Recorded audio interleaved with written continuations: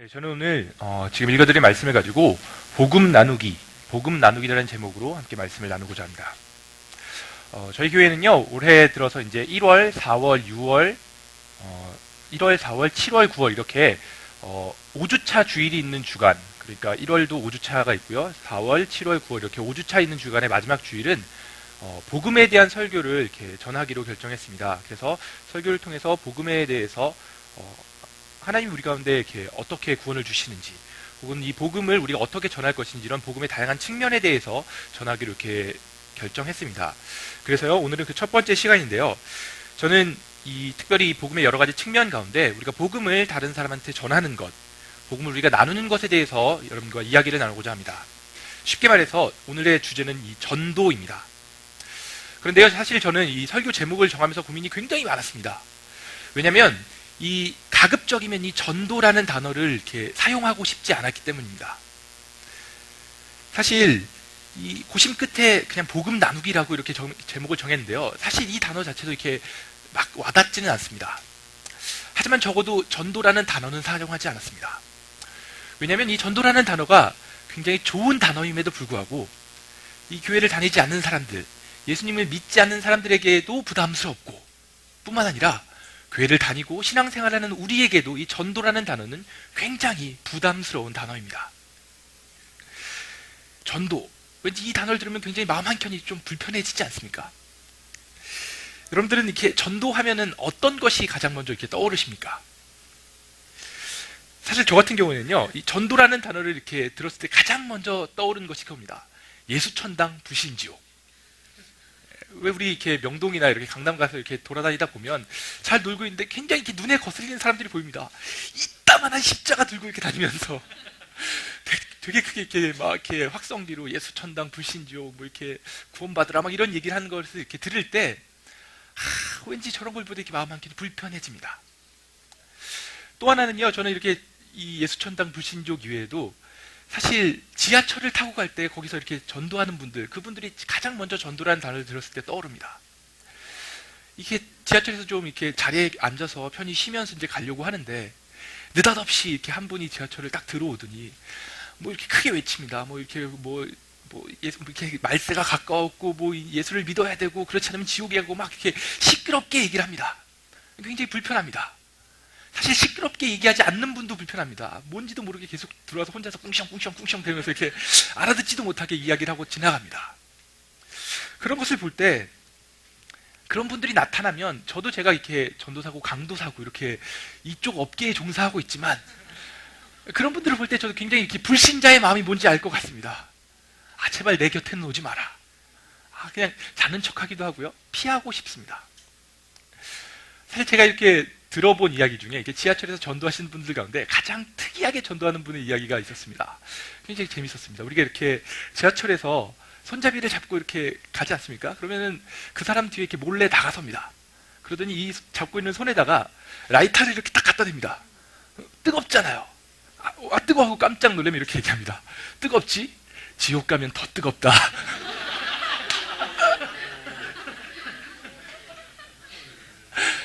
우리가 이렇게 전도에 대해 생각할 때 사실 긍정적인 이미지, 뭔가 이렇게 좋은 이미지보다는 부정적이고 부담스럽고 뭔가 책임감이 느껴지고 그런 것이 참 많은 것이 현실인 것 같습니다. 그래서 우리가 어려서부터 이렇게 교회에 다니고 신앙생활을 하다 보면 항상 듣는 얘기가 전도해라, 빨리 가서 전도해라 이런 얘기를 많이 듣습니다.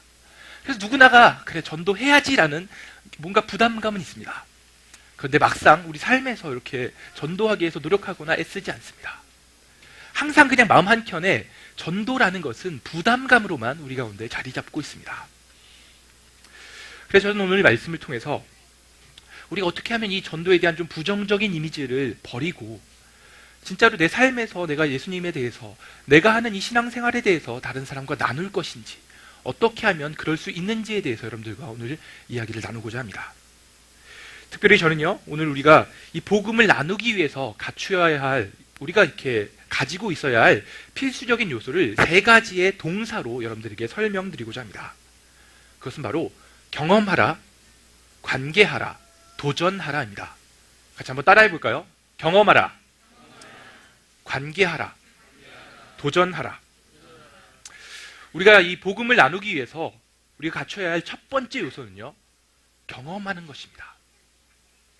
다른 사람에게 내가 복음을 전하기에 앞서서 우리가 정말 우리에게 필요한 것은 먼저 내가 하나님의 사랑을, 하나님의 은혜를 충분히 경험하는 것입니다. 하나님이 나를 얼마나 사랑하시는지 그것을 내가 경험하는 것, 하나님의 은혜가 얼마나 좋은 것인지, 하나님이 얼마나 나를 사랑하시는지, 내 삶 가운데서 내가 정말로 아픔과 힘든 것들에서 하나님의 사랑 때문에 회복되고 하나님의 은혜가 이렇게 좋은 것이구나, 이런 것들을 내가 먼저 경험하는 것, 하나님이 너무 좋아서 내 일상 가운데 정말 이렇게 하나님을 따라 살기 위한 삶이 이렇게 나타나는 것, 그런 변화들이 시작되는 것, 이것이 복음을 전하기에 앞서 가장 필요한 요소입니다. 우리는 먼저 하나님의 사랑을 충분히 경험해야 합니다. 사실 우리가 이렇게 복음을 전하는 것, 다른 사람에게 내가 알고 있는 이 신앙생활에 대해서 전달하는 것 중에 그것이 망설여지는 가장 큰 이유 중 하나는 신앙생활이 별로 즐겁지 않기 때문입니다.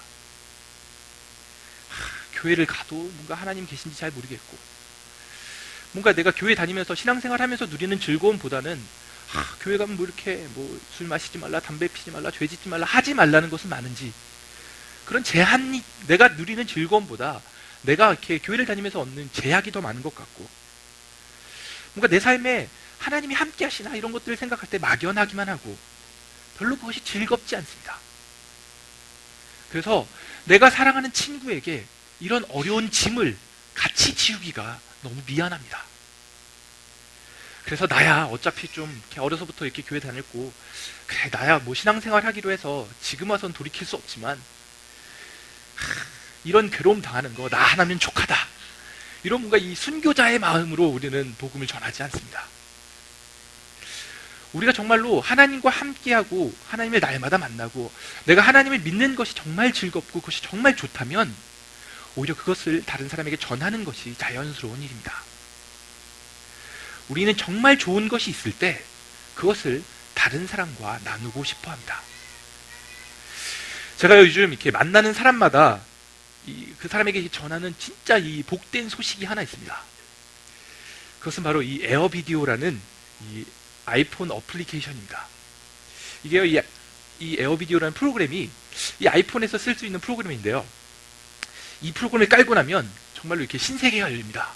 언제 어디서나 바로 어제 했던 이 예능, 드라마, 이 방송, 영화 이런 것들을 그 자리에서 바로 볼 수 있습니다. 제가 이 어플리케이션을 알기 전에는 제가 뭔가 영화를 다운받아 보거나 할 때 이렇게 컴퓨터로 받아서 다시 이렇게 아이폰으로 옮기고 이런 불편한 과정을 겪어야 했습니다. 하지만 이 에어비디오를 알고 난 이후로는 그런 모든 불편한 과정이 생략되었습니다. 그냥 보면 됩니다. 그래서 저는 이 기쁜 소식을 만나는 사람마다 전하기 시작했습니다. 이 어플이요, 이 2.99달러라는 유료 어플입니다. 하지만 저는 주저없이 3,000원을 투자하라고 그 사람에게 전도합니다. 그리고 이 복된 소식을 들은 사람은요, 채 일주일도 지나기 전에 저에게 감사함을 표현합니다. 우리는 함께 이 에어비디오가 주는 충만한 기쁨 가운데 이렇게 함께 빠졌습니다. 이런 별거 다른 어플리케이션, 그런 좋은 것 하나, 그런 것들을 전하는 것이 우리에게 있어서는 자연스러운 일입니다. 우리가 복음을 이렇게 자랑스럽게 전하지 못하는 큰 이유 중 하나는 어쩌면 우리가 하나님이 주시는 기쁨을, 하나님이 주시는 은혜를, 하나님의 사랑을 충만히 누리지 못하기 때문입니다. 내가 하나님을 누리는 기쁨을 충분히 경험하지 못하기 때문에 그것을 다른 사람도 이것 때문에 좋을까라는 확신이 우리 가운데 없는 것입니다. 복음이 나에게 그리 좋은 것이 아닙니다. 하지만 우리 삶 가운데 일하시고 내 삶에 날마다 찾아오시고 나와 함께 하신 하나님, 내가 그것으로 누리는 그 기쁨이 우리 가운데 확실하다면 그것을 다른 사람과 나누는 것은 그리 어려운 일이 아닙니다. 오늘 읽어드렸던 이 요한복음 4장의 말씀에는 예수님을 만난 한 여인의 이야기가 나타납니다. 이 여인도 처음 이 우물가에서 예수님을 만났을 때 예수님을 굉장히 경계합니다. 아니 왜 이 사람이 나에게 물을 달라고 하지? 아니 왜 이 사람이 나에게 말을 걸지라고 이렇게 경계합니다. 하지만 이 예수님과 대화하는 가운데 이 여인은 예수님이 자신의 가장 부끄러운 부분, 자기가 남편이 5이고 막 이런 자신의 사생활까지도 알고 계시고 또한 자기가 굉장히 궁금해하는 부분까지도 모든 것에 답을 주시는 그 예수님과의 대화를 통해서 그 예수님이 자신이 그토록 기다리던 메시아, 구원자라는 사실을 알게 됩니다. 그리고 그녀는 그것을 알고 난, 내가 이분이 예수님이 그토록 우리가 기다리던 메시아구나. 그 사실을 깨달은 순간 그 기쁨 때문에 마을로 바로 돌아가서 자신이 만난 예수님에 대해서 전하기 시작합니다. 뭔가 의무감이나 부담감 때문이 아니었습니다. 그녀가 이렇게 전하는 내용이 화려하지도 않았습니다. 이 여인은 그냥 자기가 경험한 것, 자기가 만난 예수님에 대한 그 내용을 사람들에게 알리기 시작합니다. 오늘 본문 29절은 이렇게 말합니다. 내가 행한 모든 일을 내게 말한 사람을 와서 보라. 이는 그리스도가 아니냐. 내가 행한 모든 것을 내게 말한 사람이 있다. 이 사람이 그리스도이다. 이것이 실제로 이 여인이 경험한 전부였습니다. 예수님은 이 자신이 행한 이렇게 약함도 아시고 자신의 궁금증도 아는 이 예수님을 만납니다.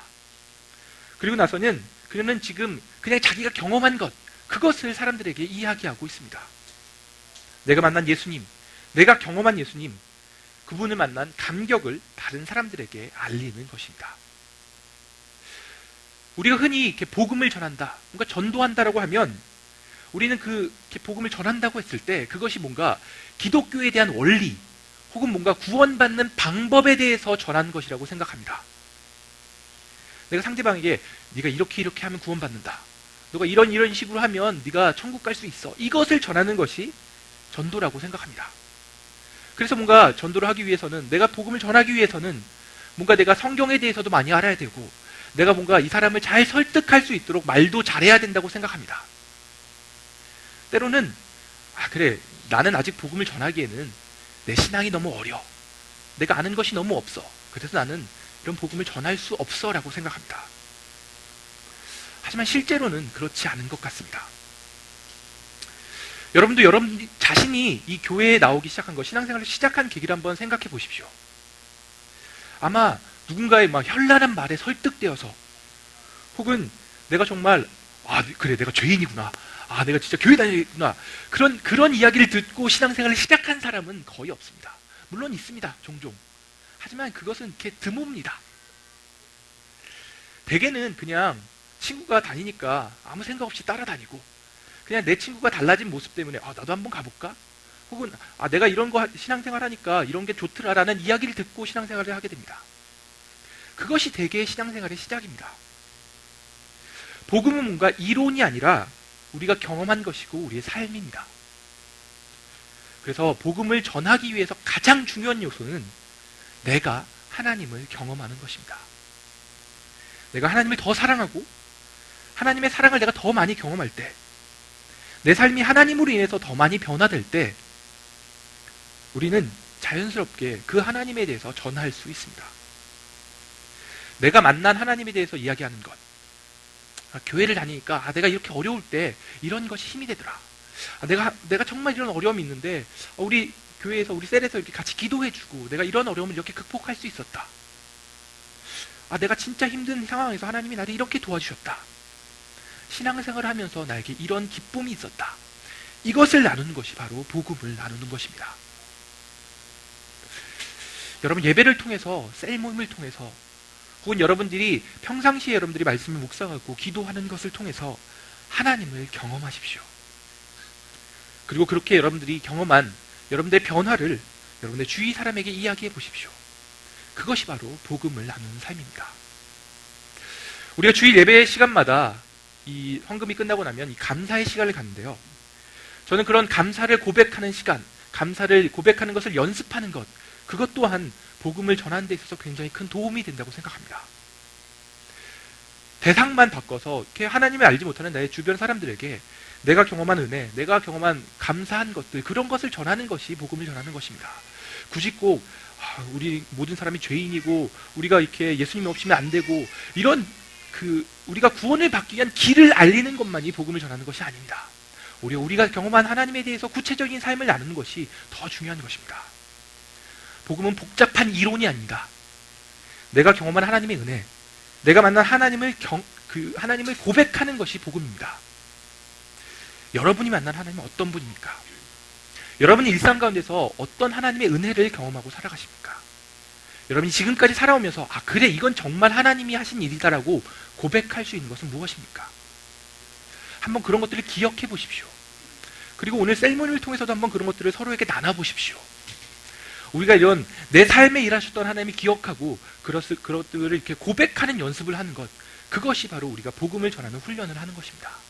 그런 것들이 훈련될 때 우리는 언젠가 이렇게 다른 사람에게도, 하나님을 알지 못하는 사람에게도 그것들을 전할 수 있을 것입니다. 두 번째로 우리가 복음을 나누기 위해 필요한 또 하나의 필수 요소는 관계하라입니다. 우리는 하나님을 알지 못하는 사람들과 관계를 맺어야 합니다. 우리가 아무리 이렇게 하나님 은혜를 많이 경험하고 내가 정말로 이 은혜가 충만하다 할지라도 막상 우리 주변에 전부 교회 다니는 사람들밖에 없고 내가 이것을 전할 사람이 없다면 우리가 복음을 전하는 것은 불가능합니다. 아니요, 물론 거리에 나가서 진짜로 모르는 사람에게 복음을 전할 수도 있습니다. 가능은 합니다. 근데 그게 정말 어렵습니다. 예전에 제가 이렇게 사역하던 교회에서 이렇게 청년부에서 전북 익산으로 여름에 이렇게 단기 선교를 간 적이 있습니다. 저희 이렇게 공동체에서. 그곳에서 이 익산에 갔을 때 저희 공동체가 맡은 이 미션이 하나 있습니다. 그것은 바로 이 은혜로 교회라는 성도수 당시에 이렇게 7명인 개척교회에 가서 여름 성경학교를 열어주고 그 여름 성경학교를 통해서 그곳에 이렇게 좀 주일학교를 만들어주는 것이 저희가 이렇게 원했던 사역입니다. 사실 좀 부담도 했지만 그렇게 크게 어려울 것이라고 생각은 안 했습니다. 뭐 그냥 동네에 놀이터 가면 애들 많을 거니까 가서 좀 일로 와봐 해서 이렇게 애들 모아가가지고 주일학교 하면 될 거라고 이렇게 쉽게 생각했었습니다. 그런데 막상 가보니까요, 날씨가 너무 더워서 놀이터에 애들이 하나도 없었습니다. 할 수 없어서 그때 당시 이렇게 특단의 조치를 내려서 우리가 이렇게 그냥 아무도 없이는 안 된다. 그래서 동네를 돌아다니면서 이렇게 집에 벨을 눌러서 아이가 있으면 저희가 교회에서 이렇게 주일학교를 하는데 아이들 좀 보내주십시오, 이런 이야기를 하도록 우리가 결정했습니다. 그래서 돌아다니면서 이렇게 띵동 부르고 이렇게 설명하고 저희가 여기서 이렇게 여름 성경학교를 하는데 아이들 좀 보내주세요라고 이야기를 했습니다. 근데 정말 쉽지 않았습니다. 제가 그때 정말 경험했던 것이 무엇이냐면요, 띵동 눌러서 사람이 나와서 이렇게 우리의 이야기를 들어주는 것보다 띵동 눌렀을 때 아무 대답이 없을 때 너무 마음이 편안했습니다. 내가 누르면서도 제발 없었으면 좋겠다라는 생각이 절대 했습니다. 정말요, 이렇게 우리가 낯선 사람에게 가서 이렇게 접근하는 것, 그게 얼마나 어려운 것인지 제가 그때 뼈저리게 느낄 수 있었습니다. 우리는 흔히 전도라고 생각하면 전혀 모르는 사람에게, 낯선 사람에게 가서 내가 복음을 이렇게 막 전하는 것, 여러분 이렇게 믿어야 됩니다라고 이렇게 이야기하는 것을 생각합니다. 그래서 전도를 생각할 때 더 어렵게만 느낍니다. 물론 그것도 전도입니다. 그것도 아주 필요한 일입니다. 하지만 그것만이 전도는 아닙니다. 더 중요하고 굉장히 감사한 것은 더 많은 사람들이 모르는 사람을 통해서보다는 아는 사람을 통해서 교회에 나오게 된다는 것입니다. 한번 쉽게 확인해 볼 수 있습니다. 한번 이렇게 손들어서 표해 주세요. 내가 이렇게 교회를 처음에 나오게 된 계기가 내가 처음 만난 사람, 정말 내가 잘 모르는 사람이 나에게 전해준 복음 때문에 나는 교회를 나오기 시작했다라고 생각하시는 분 있으면 손을 들어서 표해 주십시오. 괜찮습니다. 네. 없으신가요? 아마 한두 분 정도는 있으실 수 있는데 부끄러우신지 손을 안 드시네요. 실제로요, 이 NCD라는 이렇게 단체에서 교회에 등록한 사람 한 14,000명을 대상으로 이렇게 설문조사를 해봤습니다. 그랬더니요, 낯선 사람의 이 복음 전도를 통해서 그 교회에 나오게 된 사람이요, 교회에 등록한 사람이 1%밖에 되지 않았다고 합니다. 처음 만나는 사람에게 이 복음을 듣고 그것을 반응하는 사람이 한 1%밖에 되지 않았습니다. 대개의 경우는요, 아는 사람을 통해서, 가족을 통해서, 친구를 통해서, 혹은 그냥 스스로 이렇게 관심이 있어서 이렇게 나오게 됩니다. 사실 우리가 이렇게 낯선 사람에게는요, 말 붙이기도 힘듭니다. 그런데 그런 사람에게 정말 이렇게 복음을 전한다는 것은 정말 특별한 능력을 있는 사람, 특별한 은사가 있는 사람만이 가능합니다. 저는요, 지금까지 이렇게 살아오면서 그렇게 낯선 사람에게 복음을 전하고 정말 눈에 보이는 열매를 맺는 사람을요, 딱 한 명 만났습니다. 근데 그 한 명이 저랑 이렇게 좀 굉장히 가깝다는 것이 굉장히 저를 불편하게 했습니다. 저희 아버지가 그런 사람입니다. 저희 아버지는요, 이게 대학 시절에 예수님을 정말 극적으로 이렇게 영접한 다음에 그 불타는 사명감, 나도 복음을 전해야 되겠다는 사명감을 가지고 당시에 그 아버지가 다니는 학과의 절반 이상을 사형리라는 전도 책자를 통해서 이렇게 전도를 합니다. 개인 전도. 자기 과의 절반 이상을 자기가 전도한 겁니다. 그리고 그 이후로 지금까지 한 30년 가까이를 정말 제가 봐도요, 이렇게 그냥 뻥이 아니라 한 수천 명한테 그렇게 전도를 했습니다. 아버지를 통해서 개인적으로 영접한 사람이 1000명이 넘습니다. 그러다 보니까 그분은 그게 굉장히 이렇게 당연하다고 생각합니다. 제가 봤을 땐 그건 정말 은사입니다. 저는요, 이 사형리를 만든 사람보다 저희 아버지가 전도를 더 많이 했다고 확신합니다. 정말 이렇게 왜 예수님의 제자들과 같은 은사가 저희 아버지에게 있습니다. 아버지는 저에게 항상 얘기합니다. 이게 왜 안 되냐? 너도 나가서 500명만 전해봐라. 넌 당연히 할 수 있다. 근데 500명 하는 게 저는 쉽지 않습니다. 제가 볼 때 저희 아버지가 그 얘기를 한 30년 동안 하셨거든요. 하면 된다. 근데요, 지금까지도 30년이 지난 지금까지도 그걸 따라하는 사람이 한 명도 없습니다.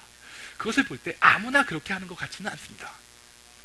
저는 그래서 이렇게 거리에서 전도하는 분들 보면 요즘은 존경합니다. 대단한 분이구나. 그리고 이렇게 낯선 사람에게 복음을 전하는 것은 쉽지 않습니다.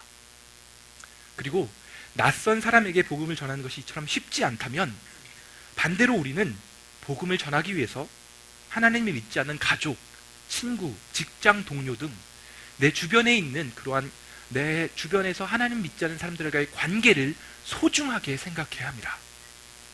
그리고 그들과의 관계를 유지하기 위해서 노력하고 애써야 합니다. 이런 이야기를 하면요, 아니 무슨 관계가 자연스러운 거지, 무슨 관계를 위해서 노력하냐라고 생각하시는 분도 있을 것입니다.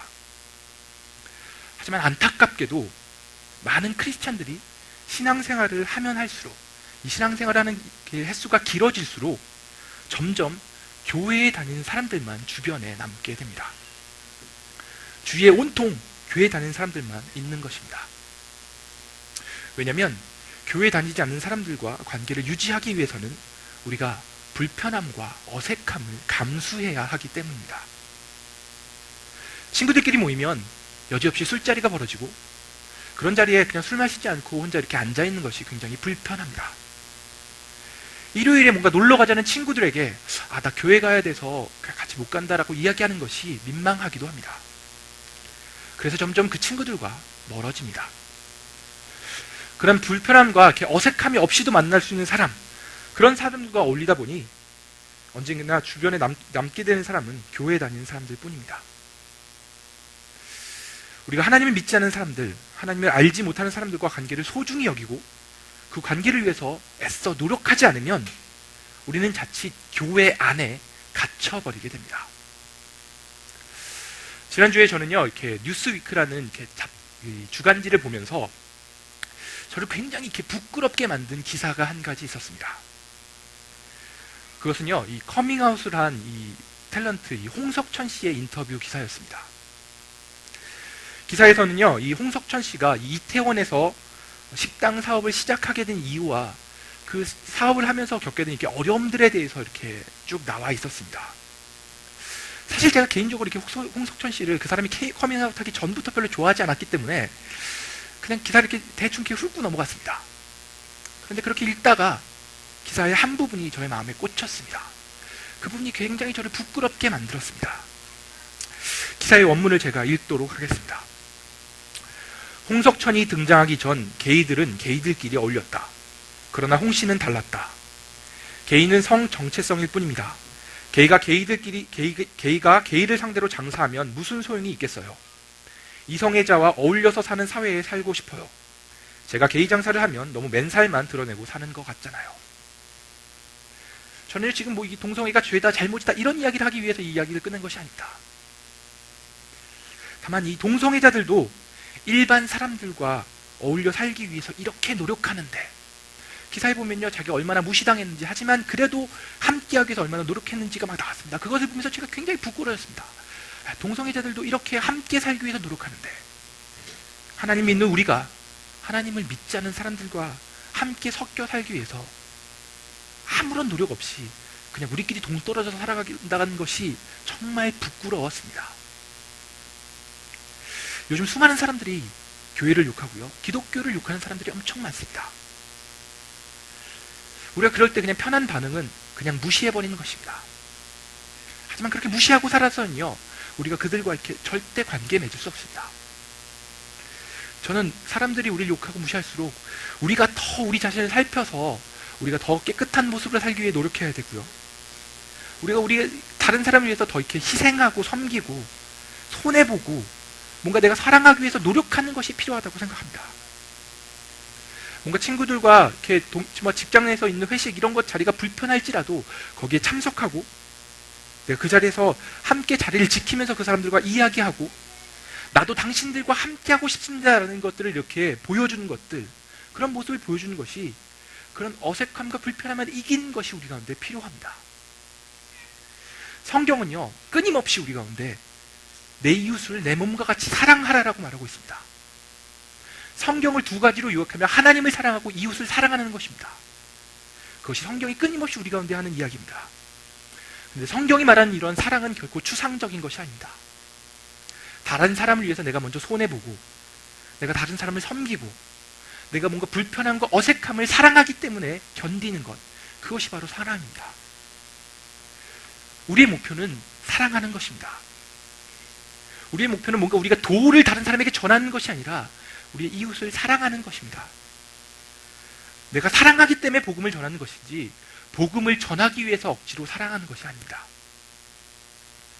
여러분이 정말로 하나님을 사랑하고 그 사랑을 전하고 싶다면 여러분의 하나님을 사랑할 뿐만 아니라 여러분 주변에 있는 사람들을 사랑하십시오.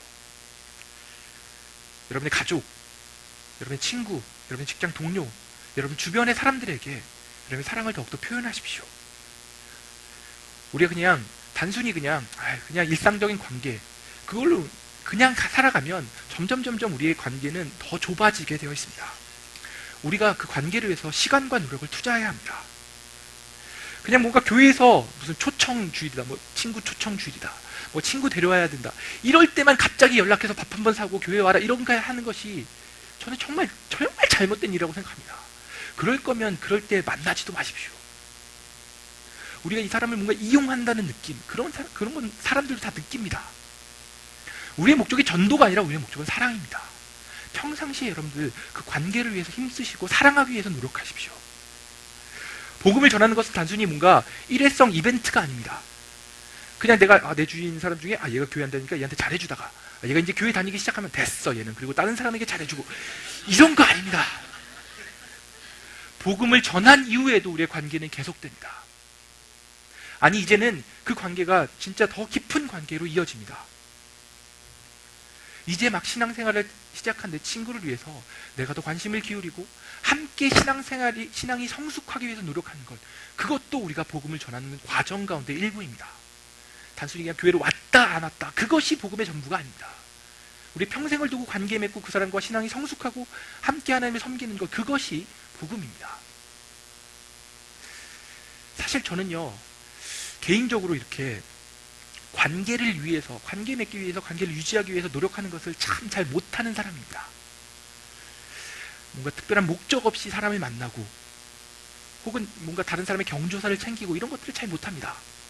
아니, 평상시에 이렇게 별일 없을 때 이렇게 안부 전화 하나 하는 것을 굉장히 어려워하는 사람입니다. 그런데요, 요즘 그런 제가 좀 바뀌려고 많이 노력하고 있습니다. 뭔가 대학 친구나 후배가 결혼한다고 할 때, 무슨 모임이 있다고 할 때 최대한 가기 위해서 노력하고요. 뭔가 남들이 이렇게 어려운 일이 있을 때 이렇게 찾아가려고 합니다. 왜냐면 제가 그냥 제가 편한 대로, 제가 늘 하는 대로 이렇게 살다 보니까 어느 순간 제 주위를 둘러보니까 정말 교회와 관련된 사람, 내 사역과 관련된 사람밖에 없었습니다. 그리고 그런 저를 보시고 하나님이 정말 기뻐하시지 않는다는 것을 알게 되었습니다. 그래서 제가 조금 불편하고, 사실 그런 자리에 가는 걸 제가 힘들어하기 때문에 이렇게 불편하고 힘들지만 그래도 어떻게 해서든 좀 가려고 노력합니다. 그리고 그렇게 노력했더니 이제야 좀 다른 사람들이 하는 정도로 조금은 이렇게 정상적인 인간관계를 제가 하는 것 같습니다. 여러분도 관계를 위해서 노력하십시오. 시간을 쓰고 돈을 쓰십시오. 조금 불편한 자리라도 내가 참석하고 그 사람들과 어울리기 위해서 노력하고 그 관계 자체를 좀 소중히 여기십시오.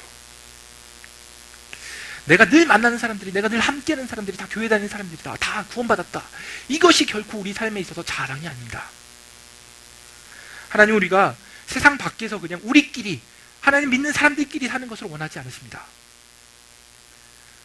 우린 관계를 위해서 노력해야 됩니다.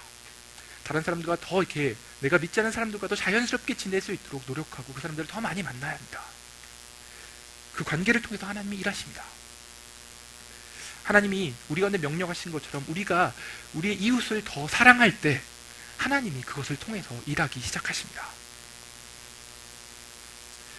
마지막으로 복음을 나누기 위해서 필요한 세 번째 요소는 도전하라입니다. 지금까지 우리는 복음을 전하기 위해서 내가 먼저 하나님을 경험해야 하고, 또한 하나님을 믿지 않는 사람들, 하나님을 알지 못하는 사람들과 내가 관계 맺기 위해 노력해야 한다고 여러분들에게 말씀드렸습니다. 하지만 그것만으로는 충분하지 않습니다. 복음을 전하기 위해 우리는 뭔가 하나님을 내가 알리기 위한, 내가 하나님을 전하기 위한 조금 더 큰 도전을 시도해야 합니다. 그것이 때로는 내가 그 친구를 위해서 기도하는 것일 수도 있습니다. 때로는 내가 한 번도 해보지 않은 나의 신앙에 대한 이야기, 내가 믿는 예수님에 대한 이야기를 그 친구에게 꺼내는 것일 수도 있습니다. 혹은 때로는 나의 친구에게, 가족에게 교회에 한번 와보라고 초대하는 것일 수도 있습니다. 내가 하나님을 사랑하고 내가 또한 나의 주변에 있는 가족, 친구, 직장 동료들을 사랑할 때 분명히 어느 순간 하나님께서 여러분들 가운데 네가 이런 것들을 좀 하지 않겠니라는 도전을 주십니다. 우리가 그 도전을 받아들이고 그것들을 시도할 때 우리를 통해서 복음이 전달되게 됩니다. 사실 우리가 하나님 믿지 않는 친구에게 나의 신앙에 대해서 나누거나 뭔가 교회 한번 와볼래라고 초청하는 것이 결코 쉽지 않습니다. 저도요, 친구에게 이렇게 친한 친구일수록 그런 이야기를 꺼내는 것이 굉장히 어색합니다. 왜냐하면 그는 얘기를 꺼내지 않고 지내온 기간이 너무 길기 때문에 괜히 이런 이야기를 꺼냈을 때 관계가 어색해지진 않을까? 혹은 괜히 이런 것 때문에 괜히 얘가 나를 떠나면 어떡하지? 막 이런 걱정들이 있습니다. 무수하게 한번 이렇게 교회 가보지 않을래? 이게 교회 다니면 이런 것이 좋다라고 이야기하는 것이 차마 입에서 말이 잘 떨어지지 않습니다. 그런데요, 막상 이렇게 나의 신앙이나 혹은 내가 이렇게 교회에 이렇게 오라고 이야기를 꺼냈을 때 제가 해보니까요, 그렇게 인간관계가 그렇게 쉽게 깨지지는 않습니다. 거절한 그 친구는 아무 문제 없습니다. 다만 나만 상처 안 받으면 됩니다. 사실 우리가 이렇게 복음을 전하고 내가 이렇게 내 신앙에 대해서 전할 때 내가 이렇게 복음을 전하면 그 상대방이 즉각적으로 나에게 반응할 것이다, 이러한 생각만 버리면 복음을 전하는 것이 훨씬 쉬워집니다. 우리는 흔히 내가 뭔가 나의 신앙에 대해서 나누거나 내가 이렇게 교회에 오라고 이렇게 초대했을 때 상대방이 그래, 오케이, 나도 갈게, 나도 믿을게, 이렇게 대답해야지만 내가 이 복음을 전한 것이 성공했다라고 생각합니다. 그런데 만약에 내가 정말 어렵게 해서 이렇게 이야기를 꺼냈는데 교회 한번 와볼래? 아니, 이렇게 대답하면 역시 나는 안 되는구나. 내가 기도를 안 해서 그래. 내가 잘못한 거야. 그런 자책을 갖기도 하고 이렇게 좌절하기도 합니다. 하지만 이렇게 성경을 보면요, 정말 위로되는 말씀이 예수님이 사람들에게 복음을 전했을 때도 거절한 사람들이 많이 있습니다. 얼마나 위로가 됩니까? 예수님이 해도 안 되는 사람들이 있었습니다. 성경은요, 우리가 이 복음을 전하는 것을 이 농사 짓는 것에 비유합니다. 마치 밭에 이렇게 씨앗을 뿌렸을 때 그 씨앗에서 열매가 맺는 것을 우리가 복음을 이렇게 전하고 그것이 열매 맺는 것을 비유합니다. 우리가 뿌리는 씨앗이 복음이고 그 씨앗이 열매 맺는 그 사람들의 마음이 밭이라고 이야기합니다. 그래서 이 열매를 맺으려면 씨앗에도 문제가 없어야 되고 이 마음이라는 이 밭에도 문제가 없어야 합니다. 우리가 뿌리는 이 씨앗은, 이 복음은 대개의 경우 문제가 없습니다. 우리가 정말 이상한 얘기를 하지 않는 한. 그런데요, 오히려 사람들의 마음밭은 잘 준비되지 않은 경우가 대다수입니다. 성경에는요, 이러한 씨앗이 뿌려지는 마음밭이 뭔가 길가, 가시밭, 이렇게 돌밭, 이런 곳이 나오는데요. 저는 요즘 사람들의 마음을 봤을 때 무슨 가시밭, 돌밭이 아니라 무슨 콘크리트 바닥이나 아스팔트, 그런 것 같이 느껴질 때가 참 많이 있습니다. 그래서 우리가 그냥 그런 아스팔트 바닥에다가 씨앗을 뿌리고 이것이 열매가 안 맺는다고 이렇게 한탄하는 것은 오히려 정상적이지 않은 기대입니다. 우리는 하나님을 믿지 않는 사람들과의 나의 친구와 나의 가족과의 관계를 통해서, 친밀한 관계와 사랑의 관계를 통해서 그 사람들의 마음밭이 좋은 밭이 될 때까지 기다리고 그들의 마음밭을 바꾸기 위해서 노력해야 합니다. 그리고 언제 그 마음이 좋은 밭으로 바뀐지를 우리는 알 수 없기 때문에 계속해서 씨앗을 뿌려야 합니다. 사실 우리가 처음 뭔가 신앙에 대해서 이야기 꺼내고 처음 교회 가자고 이야기 한번 하는 것이 어렵지, 한번 하고 나면 그냥 툭툭 던지는 것은 그렇게 어렵지 않습니다. 그냥 내가 주일날 뭘 했는지, 내가 일요일에 교회 가면 뭐 하는지, 혹은 내가 기도하다가 나에게 어떤 일이 있었는지, 내가 신앙생활하면서 어떤 점이 좋은지, 이런 것들을 그냥 가볍게 이야기할 수 있습니다. 우리 교회 오면은 어떤 점이 있다. 우리 교회 오면 머리가 노란 목사님이 있는데 참 재밌다. 이런 이야기들을 우리가 자연스럽게 꺼낼 수 있습니다. 처음이 어렵지 한번 시작하면 그렇게 어렵지 않습니다. 복음을 전한다고 해서 뭔가 너무 진지하고 심각하게, 예수님이 널 위해 죽으셨어, 너가 꼭 예수님을 믿고 천국에 가면 좋을 것 같아, 그렇게 눈물 흘리면서 이야기하지 않으셔도 됩니다. 물론 그런 것이 필요한 경우도 있을 것입니다. 하지만 모든 경우가 그렇지는 않습니다. 우리가 결코 잊지 말아야 할 사실은, 복음이 전해지는 것이 단순히 뭔가 나의 좋은 관계 혹은 내가 그냥 좋은 말솜씨로 이루어지는 것이 아니라는 사실입니다. 복음을 전하는 것은 분명히 영적인 문제입니다.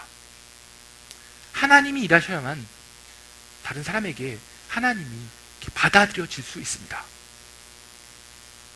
그래서 우리는 복음을 전하기 위해서 정말로 하나님과 친밀한 관계를 맺어야 되고요. 그런 관계 속에서 하나님이 나에게 주신 도전이 있다면 과감하게 그것을 한번 시도해 봐야 됩니다. 나머지 책임은 하나님이 지는 것입니다. 그 친구가 받아들이지 않았다 상처받을 필요 없습니다. 그것은 하나님이 책임지시는 겁니다. 내가 복음을 전하기만 하면, 내가 그냥 이렇게 한 번씩 던지기만 하면 나머지 일들은 하나님이 하십니다. 그러니 여러분들 뭔가 실패할 것 같다, 괜히 관계가 깨질 것 같다, 내가 잘 못하기 때문에 좀 더 연습해야 된다, 그런 생각 버리시고요. 자연스럽게 기회가 되실 때 한번 여러분들도 여러분 주변 사람들에게 여러분의 신앙에 대해서 한번 이야기를 꺼내보십시오. 저희가 특별히 이 설교의 서두에서 얘기했듯이 저희가 앞으로 이렇게 4월, 7월, 9월 이렇게 마지막 주에 5주차에 복음에 대한 이야기를 할 것입니다. 여러분들이 직접 여러분들 친구들에게 예수님에 대한 이야기, 복음에 대한 이야기를 하는 것이 어렵다면 그런 주일 예배를 여러분들이 이용하십시오. 그것을 통해서 그 사람이 그냥 오게 하면 여러분들 이 설교를 통해서든 예배를 통해서든 여러분들에게, 여러분들 친구들에게 복음을 전하는 기회가 될 것입니다. 여러분들 정말 이것에는 용기가 필요합니다. 용기 있는 도전이 사실 변화를 만들어냅니다. 우리가 항상 그냥 안전한 관계에 머물러 있으려고만 하면 그냥 그런 안전한 관계만으로 끝날 수가 있습니다. 여러분이 가장 사랑하는 가족에게, 여러분이 가장 사랑하는 친구에게, 여러분에게 가장 소중한 이 복음을 한번 전해보십시오. 하나님이 그것을 통해서 일하실 것입니다. 이제 말씀의 결론을 맺도록 하겠습니다. 저는 오늘 말씀을 통해 복음을 나누는 방법에 대해서 하나님을 경험하라, 이웃을 사랑하고 관계를 맺으라, 그리고 복음을 전하는 것에 도전하라 라는 3가지로 여러분들에게 설명을 드렸습니다. 오늘 말씀이 여러분들에게 이 복음을 전하는 것에 있어서 좀 부담감을 줄였을 수도 있고요. 혹은 어떤 분에게는 오히려 더 부담이 되는 말씀일 수도 있습니다. 이것이 여러분들에게 부담이 더 될지 아니면 부담을 덜어줄지 저는 정확히 알지 못합니다. 하지만 저는 여러분들에게 꼭 하나 부탁드리고 싶은 것이 있습니다. 그것은 바로 제가 오늘 말씀드린 것들이 여러분들이 단지 전도에 대해서 아는 지식으로 끝나지 않았으면 좋겠습니다. 신앙생활을 꽤나 하신 분들, 교회를 좀 다니신 분들은 이미 이런 복음에 대한 것들 다 알고 있습니다. 오늘 들은 이야기가 결코 새로운 것이 아닐 것입니다. 다만 내가 실천하지 않을 뿐입니다. 저는 오늘 설교를 듣는 여러분들이 그냥 전도에 대해서 그래, 그런 게 전도지, 그런 게 복음을 전하는 것이지, 그래, 그렇지라고 머리로만 알고 끝나지 않았으면 좋겠습니다. 무엇 하나라도, 작은 것이라도 좀 여러분들이 실천해 보시기를 바랍니다. 내 삶에서 하나님을 내가 좀 더 경험하기 위해서 그냥 막연히 내가 그냥 하나님을 아는 것이 아니라 내가 좀 더 하나님의 사랑을, 하나님의 은혜를 경험하기 위해서 무엇 하나라도 한번 시작해 보십시오. 주위 사람들과 내가 관계를 위해서 뭔가 약속을 더 정하고 사람들을 만나는 일에 조금이라도 더 노력해 보십시오. 그리고 기회가 될 때 용기를 내어서 여러분들의 신앙에 대한 얘기, 여러분들의 신앙생활에 대해서, 여러분들이 아는 하나님에 대해서 조금 더 전하기 위해서 노력해 보십시오. 복음을 전하는 것은 머리로 아는 것이 아닙니다. 복음은 지식이 아니라 경험이고 삶이고 우리의 신앙의 태도입니다. 제발 뭐 하나라도 한번 시작해 보십시오. 제가 이렇게 설교를 시작하면서 뭔가 노방전도, 지하철에서 이렇게 전도하는 분들에 대한 저희가 가졌던 이 부담감과 굉장히 이렇게 거부감에 대해서 여러분들에게 말씀드렸습니다. 사실 저는 그런 분들 되게 싫어했습니다. 저런 사람들 때문에 사람들이 교회 안 다닌다.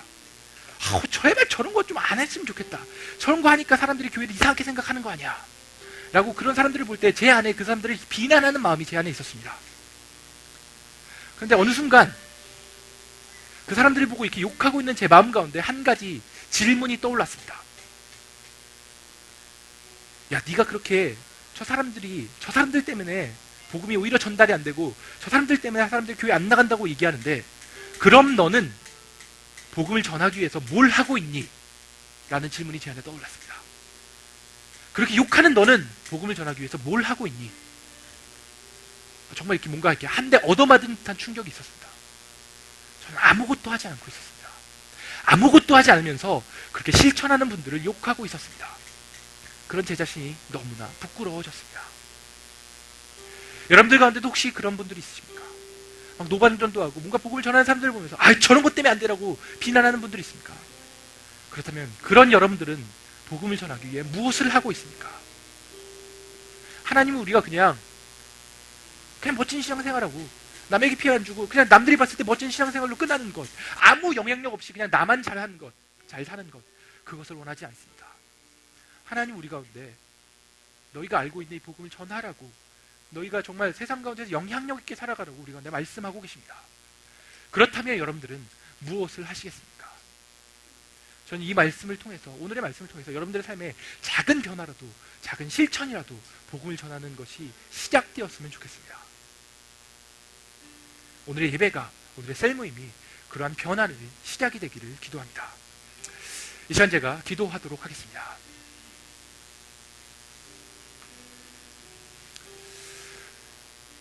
하나님, 오늘 말씀을 통해서 우리 가운데 복음에 대해서, 복음을 전하는 것에 대해서 알게 하시니 감사드립니다. 하나님, 우리가 전도해야 된다, 항상 막연한 부담감과 책임감으로 있었지 우리가 그것들을 잘 실천하지 못했습니다. 하나님, 오늘 말씀을 통해서 우리 가운데 작은 변화가 좀 시작될 수 있게 하여 주십시오. 하나님, 우리가 우리 일상생활을 통해서, 예배를 통해서, 셀모임을 통해서 좀 하나님을 경험하게 하시고 그런 하나님에 대한 사랑이 우리 가운데 커질 수 있도록 우리와 함께 하여 주십시오. 하나님, 또한 내가 경험한 그런 복음을 전할 수 있는 사람들을 내게 붙여주십시오. 하나님, 내가 내 주변에 있는 가족과의 관계, 친구와의 관계, 직장 동료의 관계를 좀 소중하게 여길 수 있도록 도와주시고, 그런 관계를 위해서 내가 나의 시간과 노력을 투자할 수 있도록 하나님 나를 도와주십시오. 하나님, 뿐만 아니라 내 삶에 하나님이 도전하실 때 내가 그것들을 전할 수 있는, 복음을 전할 수 있는 용기도 나에게 허락하여 주십시오. 하나님, 우리가 그냥 전도라는 것이 그냥 막연한 부담감으로, 막연한 책임감으로 있는 것이 아니라 우리 삶 가운데 작은 실천으로 나타날 수 있도록 우리 가운데 함께 해 주십시오. 하나님, 그냥 전도 어떻게 해야 될지 모르고 나는 상관없어라고 생각하는 것이 아니라 우리 삶 가운데 작은 것이라도 실천하는 것을 통해서 하나님이 내 삶 가운데 일하시는 것들을 보게 하여 주십시오. 하나님이 우리 가운데 그렇게 일하실 것들을 기대합니다. 하나님, 우리를 통해서 일하여 주십시오. 감사드립니다. 예수님의 이름으로 기도했습니다. 아멘. 우리 가운데 일하실 하나님을 기대하면서 박수로 영광 드렸으면 좋겠습니다.